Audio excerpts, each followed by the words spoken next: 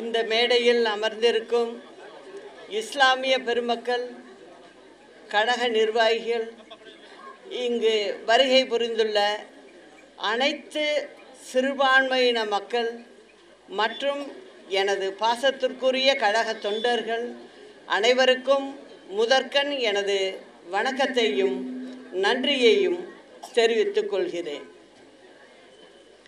புனித ரமலான் மாதத்தில் நோன்பு நோற்று ஆண்டவனின் அருளை பெற்று ஈகை திருநாளாம் ரம்ஜான் பெருநாளை மகிழ்ச்சியுடன் கொண்டாடும் என் அன்பிற்குரிய இஸ்லாமிய பெருமக்கள் அனைவருக்கும் எனது இதயம் கனிந்த ரம்ஜான் நல்வாழ்த்துக்களை மகிழ்ச்சியோடு தெரிவித்துக் கொள்கிறேன்.